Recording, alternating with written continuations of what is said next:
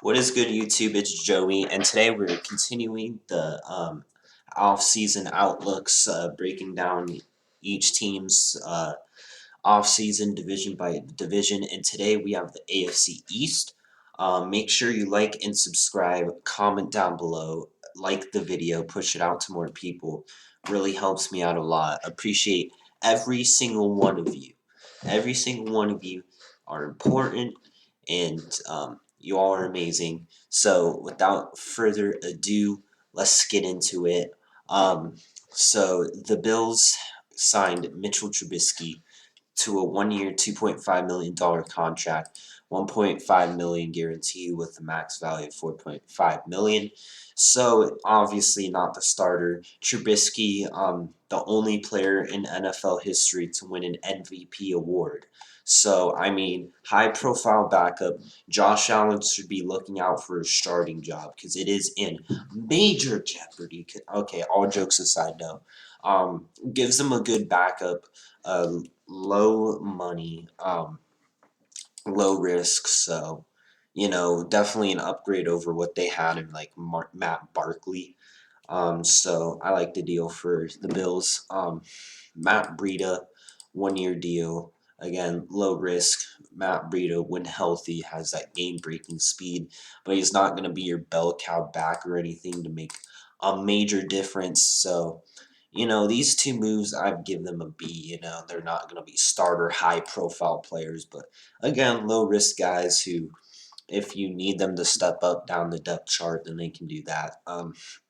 Taiwan Jones, 1-year deal, team deal, depth at a position, never a bad thing. B deal, but he's not going to have a role really at all unless a lot of guys get injured. Bills still have the need at running back position. They were obviously really reliant in their pass game. They need that difference maker at running back. Isaiah McKenzie, team deal, 1 years, doesn't really affect the cap. None of these moves that we have discussed so far really affects their cap at all. They obviously do, but very small cap hits.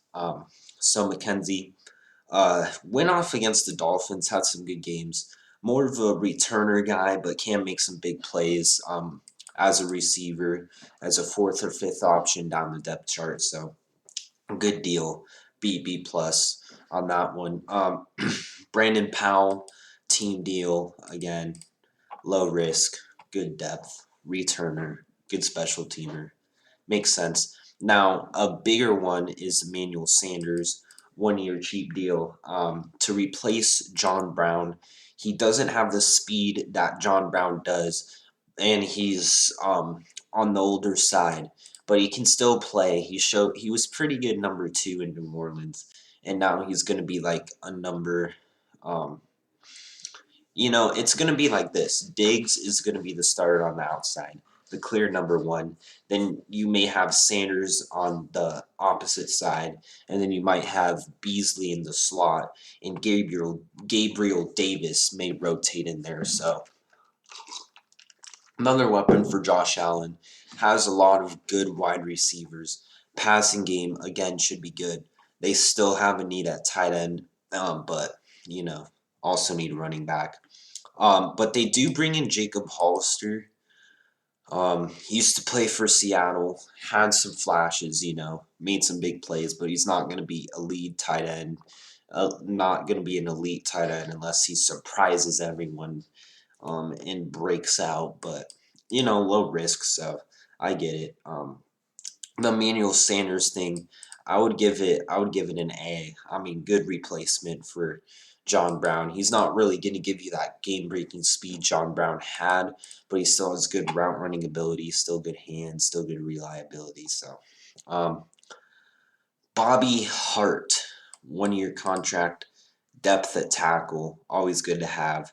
These are all low-risk deals, not really any big cap hits at all. So, yeah, Buffalo definitely stacking their roster with some good depth. Sanders is going to be a starter, but, like what they're doing here. Bring back their tackle, Daryl Williams, on a 3-year, $28.2 million deal, nearly 14 million guaranteed. Now that's the biggest contract by far out of any of these guys we've talked about thus far. 3-year contract, probably like their best tackle on the team. Daryl Williams was pretty decent in pass coverage, so definitely needed to bring him back. I think it's quite a bit of money, but if Josh Allen can stay up, can stay clean, I like that deal. It's a bit of money, but I'd give it like B plus, B minus range. Um, you know, they need it. They need to focus on other areas. Retain their guys. Definitely important. Um, John Feliciano, 3 years, low risk deal. Um, you know, their starting guard, I believe. Definitely need to keep that offensive line intact for Josh Allen so they can go out in the draft and draft other guys. And then F.A. Obata, depth at the defensive line position, low deal. Again, these are all necessary for teams to do. Um, so, they can at least have depth at positions. Always good to have that. Now, Matt Milano, again, 3 major ones: Milano, Williams, and Sanders for sure. 4-year, $41.5 million contract, where $21.5 million over the first 2 years. Definitely a lot of money. But Milano, I mean, you could argue he is worth it. Can match up with tight ends, pretty good in coverage, versatile guy. But yeah, that's quite a bit of money. 21.5. It's definitely worth more in the first 2 years. So yeah, gonna affect the cap. But again, the Bills are in a win now mode, keeping the strengths of their roster intact and trying to, not let guys go and create more holes and try to, draft well and try to get to that Super Bowl, past the championship game, past a team like the Chiefs. So definitely makes sense to bring back Milano. So Levi Wallace, 1-year contract. Again, need to retain those corners. Josh Norman is iffy. Obviously, White is a good number one. And then you have Wallace, who is solid. So, you have some questions there at corner, but you also have Taron Johnson, who is good in the slot. So I think it would be White on the outside, Wallace on the outside, and then Taron Johnson in the slot. But things could change. And then Matt Hack, you always need a good punter. So if you're a Bills fan, I'd say they've done a pretty good job of re-signing, keeping their own guys. They go out and get a guy like Matt Breida in the running back room. Still think they're going to get another guy in there. Uh, they could go with Travis Etienne or Najee Harris in the first round, but I think they need a guy like a big time, like difference maker up front, like an edge rusher. Jerry Hughes is good, but like they need some more there. Again, yeah, running back, edge rush, I think are the two biggest needs. But yeah, Bill's definitely doing a good job building depth, retaining their guys, not letting guys walk and then creating more big holes. If they have a good draft, can develop these guys and make an impact. The guys they draft in year one make an impact. Definitely good for them. So moving on to the Dolphins. Jacoby Brissett, 1 year, $5 million contract. Max value $7.5 million. He's going to be the backup.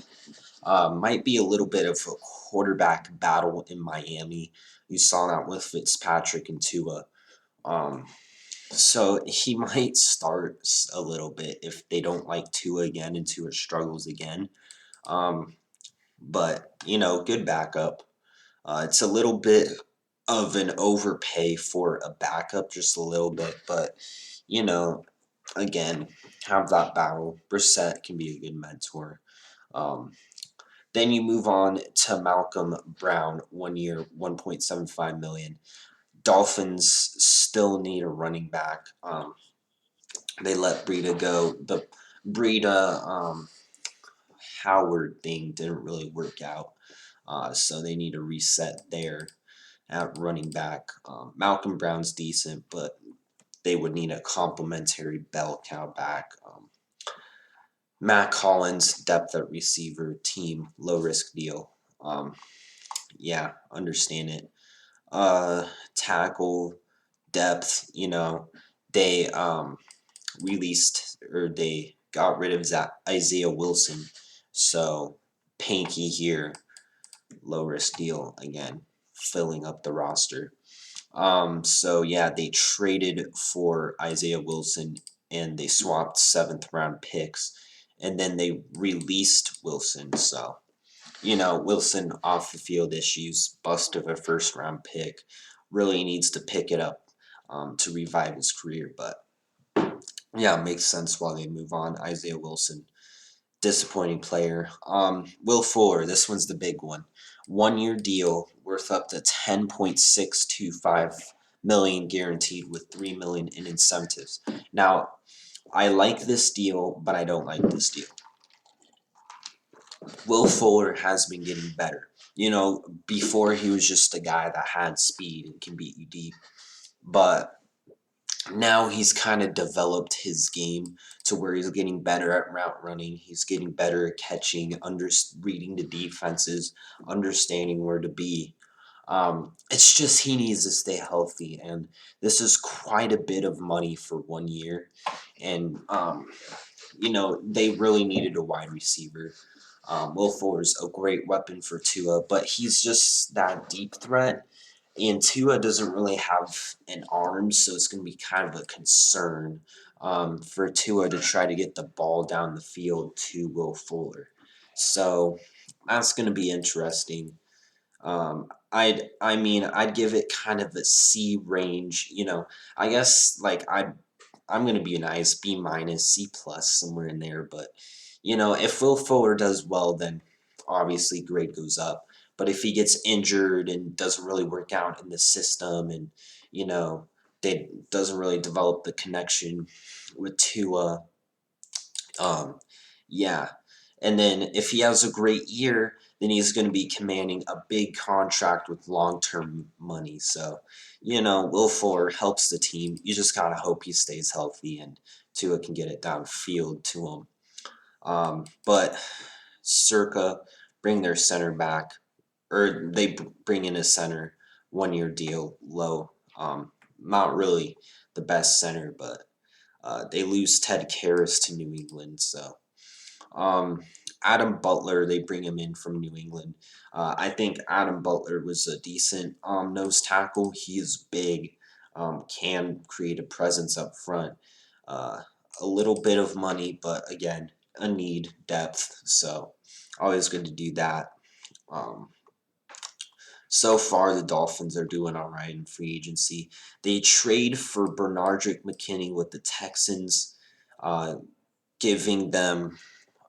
They get Bernardrick McKinney in a trade, and they get a 7th round pick, and they give them Shaq Lawson and a 6th round pick.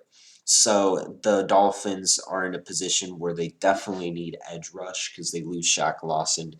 They need a guy opposite Emmanuel Ogbah. They lose Godshaw, but they bring in Adam Butler. So yeah, they have a lot of draft capital, a lot, but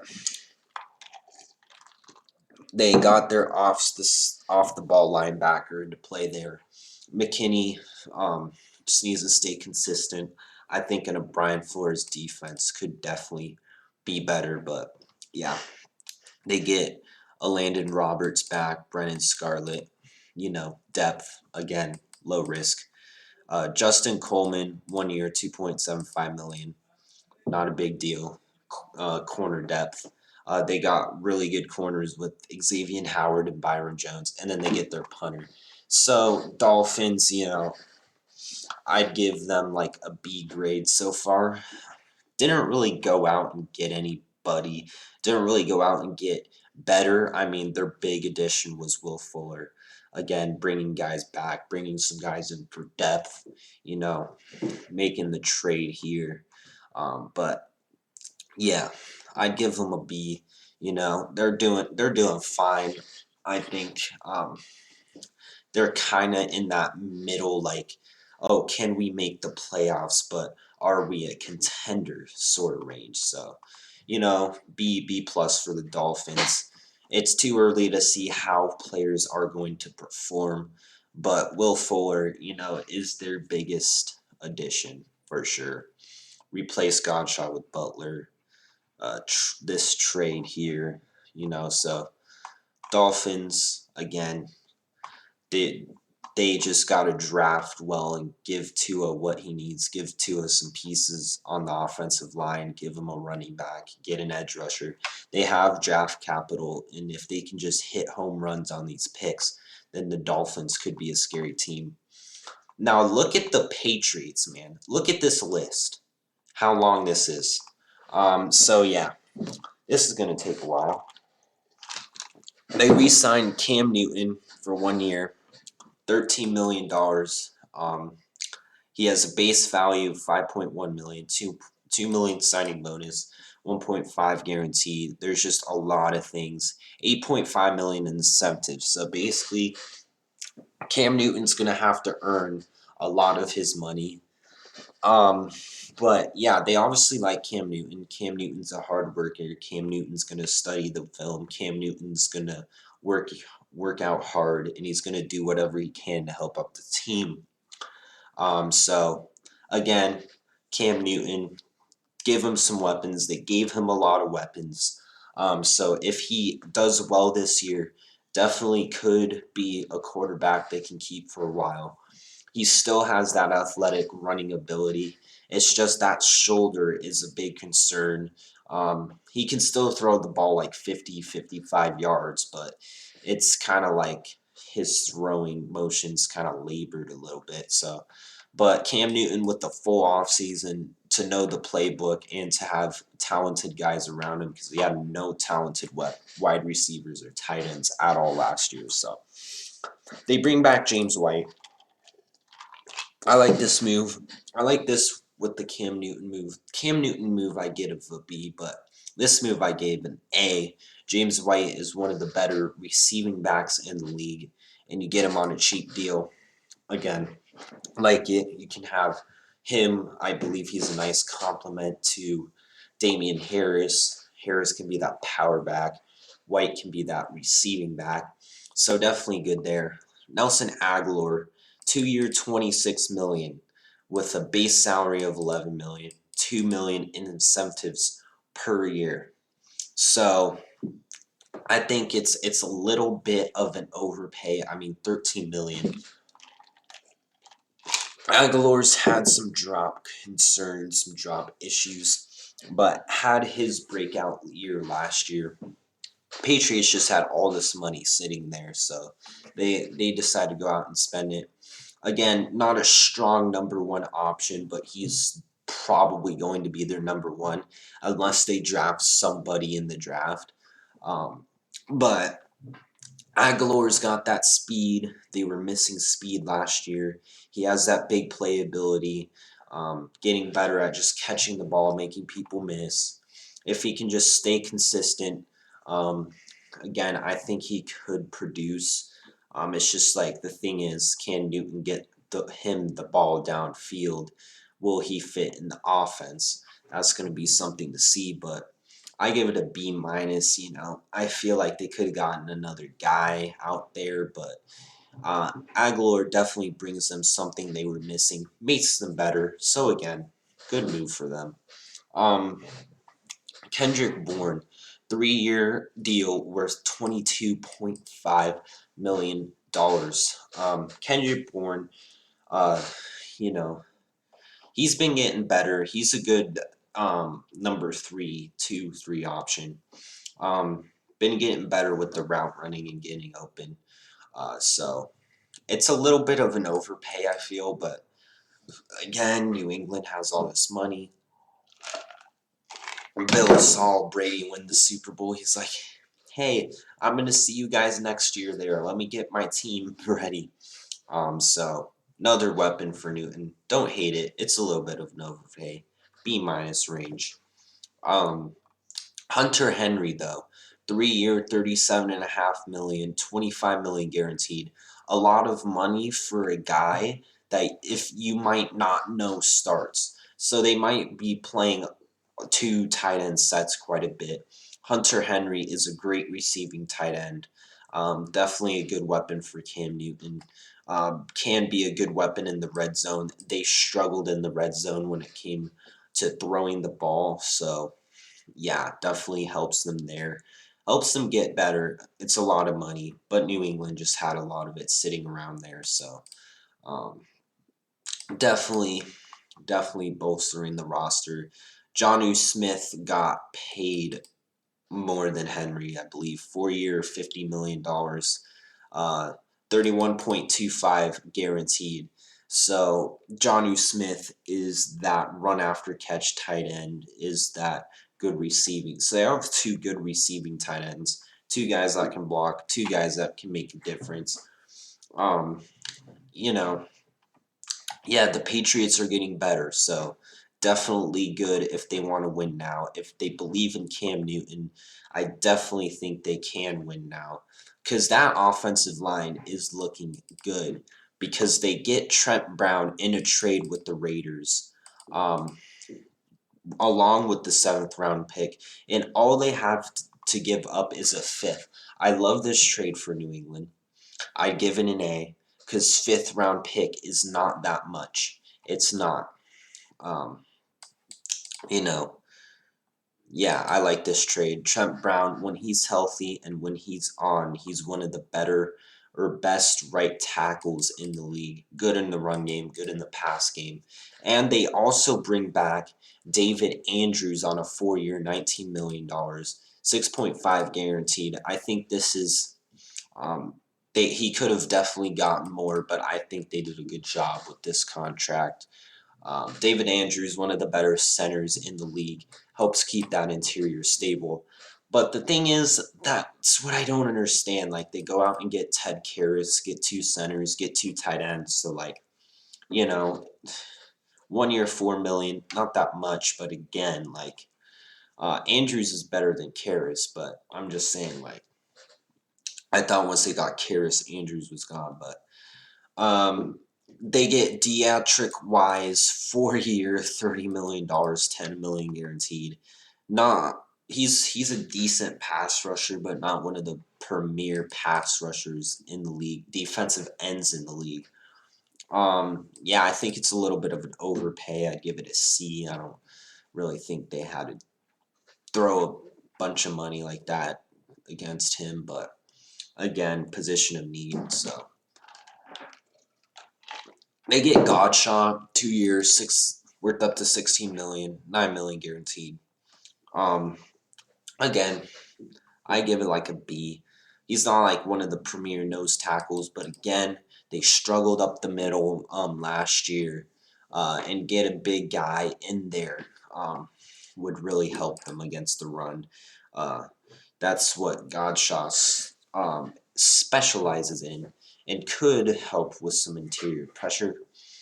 Lawrence Guy, 4 year, $11.5 million. He's solid, low money, low risk. Pair him up with Godshaw inside. Again, good signing. Montrevius Adams, 1 year, was up to 2.5 million. Former Green Bay Packer. Wasn't really that good in Green Bay. Maybe they can coach him up, but it's low money. But he's just not a good player. He's not going to be starting, but. They get Henry Anderson, 2 years, $7 million, max value of $11 million. So it looks like they're going to have Godshaw, Wise, and Anderson, or they can slide Lawrence Guy in there. Have those four guys up front, rotate them all in. Matthew Judon as their outside linebacker. 4 year, $56 million. That includes $32 million over the first 2 years. So Matt Judon, definitely a good signing. It's quite a bit of money. I'd give it a B because it is a lot of money. But then again, makes them better. New England needed this talent. So yeah, um, I like this signing. He's not going to wreck the game one on one against a linebacker, but with guys around him, can definitely get some pressures, make them better. Rayquan Mclellan, 1 year, low deal, linebacker help, always good. Dante Hightower is probably going to be coming back after opt out, so they get Kyle Van Noy, 2 year, $13.2 million. Definitely a steal there. Got him for less than what Miami paid for him. So Kyle Van Noy, hybrid linebacker, him and Matt Judon coming off the edge is pretty good for them. Can drop back in coverage. So this front seven for New England, which was a weakness, is starting to become pretty solid. Definitely getting a lot better. All of these moves are making them a playoff team. And if Cam Newton ups his game, they could be a Super Bowl or like a playoff run team. Crazier things can happen, but Jalen Mills, 4 year, $24 million. I guess this is their Patrick Chung replacement. The Patrick Chung replacement. He is going to be their Swiss Army knife of the defense. Going to be playing all over the place. We designed the 21 model year F-150 for people that work hard and play hard. It will help you move things, tow your toys, and be as confident you need. And then, after a hard day's work, you can clean it up, take it into town, and be proud of it. So give us how do you feel about? Oops. All right. Anyways, it's going to be interesting to see where they use him. Is he going to be a safety corner? But Jalen Mills, a little bit of an overpay. But again, it's going to be playing everywhere. We'll see how they use him. Cody Davis, depth. All right. And then Nick Folk, they need a kicker.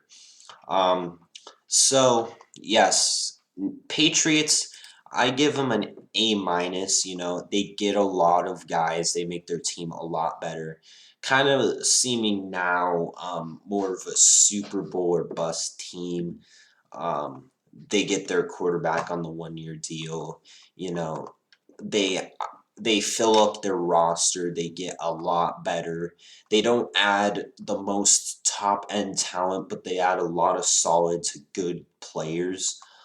So yeah, definitely the Patriots are one of the winners in free agency. If this all works out, the Patriots could be a scary team. So last but not least, you have the Jets, who made some moves, but not the most out of the bunch.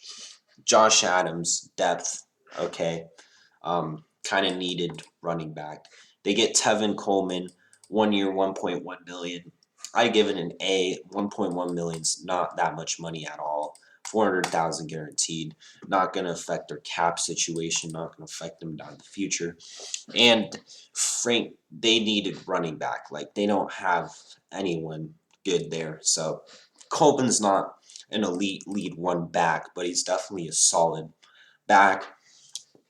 I think they still need to get one like day two to help that bolster that backfield for Zach Wilson or whoever's that quarterback. I think they should draft Zach Wilson at 2, but they have draft capital. Running back, I like that move. Keelan Cole, 1 year, $5.5 million. Just they needed wide receiver. Keelan Cole's solid. I feel like he's worth around that much, $5.5 million. Not that much. But their premier wide receiver they got was Corey Davis, 3 year, $37.5 million. Now, this is a boom or bust signing. Corey Davis came off his best year with the Titans in that play action Ryan Tannehill scheme. Is getting better with this game. But If they get the Corey Davis from last year, this is really good.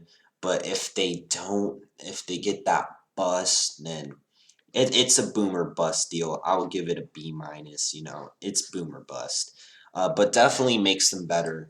Um, Receivers still a need. I mean, Denzel Mims could develop into a good option. They have Jamison Crowder, Keelan Cole, so they have weapons for whoever's going to be at quarterback. I think it's Zach Wilson, but Tyler Croft, 1 year, $2 million. I'd give it a B, B plus. Definitely low risk, $2 million, not that much money. Tyler Croft's all right, so all right. Uh, they get Dan Freedy, not really a good center, but low risk, so it's depth along that O line. Definitely need that. They get Vinny Curry, um, depth along that D line. But the bigger signing here is Carl Lawson, 3 year, $45 million, up to $30 million guaranteed, and has a max value of $47.4 million. So Carl Lawson was the Bengals' best pass rusher last year. And if you can pair him up with Quinnen Williams, you add Sheldon Rankins in there, that front seven is coming along. You get back CJ Mosley. You add a couple more guys there through the draft, possibly, and the front seven could become a strength. Um, so yeah, makes them better. I like it. B plus, A minus. It's quite a bit of money, but Carl Lawson definitely helps bolster that. Sheldon Rankins, 2 years, $17 million. I give it like an A minus. He's a good D tackle, fills a position of need, makes them better. Gerard Davis has struggled with his career. $7 million seems like a little bit of an overpay, but in Robert Sala's scheme, maybe he can get coached up properly. But yeah, it's kind of boomer bust. They kind of need that linebacker there, but we'll see about that. Marcus May, franchise tag. I give it an A. Marcus May is one of the better safeties in the league. And if he left, that would kind of create a hole there. So definitely helps keep that secondary together. But they need corner for sure. They get Justin Hardy. Um, Team deal. Good signing. Um, Definitely still need corner though. Good depth though. Lamarcus Joyner, 1 year, $4.5 million. Lamarcus Joyner was pretty disappointing. $4.5 million is a little bit much, but it's not gonna make or break the team. So Jets definitely still need cornerback. They still need O line help outside of Mekhi Becton. But Carl Lawson, Corey Davis, their biggest additions. Sheldon Rankins too. Bring back Marcus May. So definitely, they could have been more aggressive in free agency. Would have definitely loved them to be more aggressive. But then again, it is what it is. Maybe didn't want to overpay on some other guys.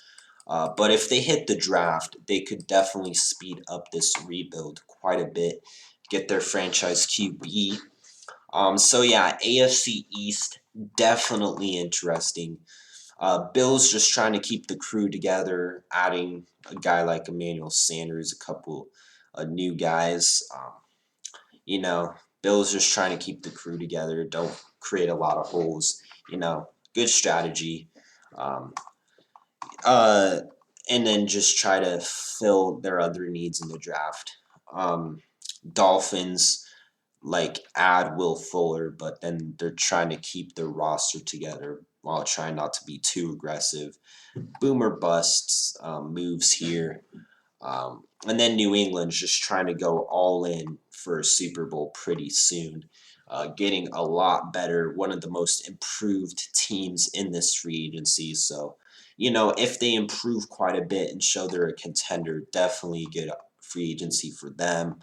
Um, and then the Jets, aren't trying to go too crazy, but they get a couple guys that could make them better. And if they use that draft capital to do good in the draft, definitely good. So Bills, I'd give them an A minus. They didn't really have that much cap space to work with. They keep everyone together. if they draft well, a successful offseason for Buffalo. But yeah, definitely important moves here. Important getting Sanders on the team to replace Brown. Important keeping guys like Milano and Williams. So definitely good there. Dolphins overall grade, I'd give them like a a B around there. You know, they make some good moves, get some guys that they think can fit their defense. Adam Butler, replace Godshaw, Benardrick McKinney, be their linebacker. Will Fuller, boomer bust again. Already went over that. Depth positions, so could have been a little bit more aggressive, but they have a lot of draft capital. Draft's going to be really interesting. The Patriots, I give them an A because they get a lot better. And if these players work out, this could be a home run of an offseason for the Patriots. Belichick's like, I know I can win. I just need a lot more talent on this team because they were lacking a lot of talent last year, mainly among the front seven and in the wide receiver and tight end core. They fixed that all up. They're looking real solid across their roster.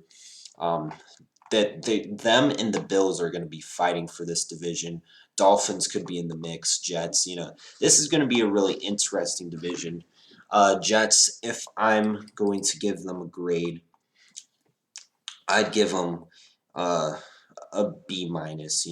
I feel like they could have done more, but I definitely like the additions of Carl Lawson, Sheldon Rankins, Corey Davis, boomer bust. So definitely interesting. That's my breakdown of the AFC East outlook. Draft is coming up. That is huge. April 29th, big date. We're gonna learn a lot when that day comes. I could live stream it if I can. I'll kind of see uh, down the road. But anyways, that's going to do it for this video. Hope you all enjoyed. More breakdowns of teams' free agencies coming. Again, more videos on the channel. Want to stay up to date on that. But it's Joey. Like and subscribe. Most of you are not subscribed. Subscriptions, likes, comments really help me out. You guys are amazing. Great fan base. Love you all. No homo. But see you guys in the next one. Peace.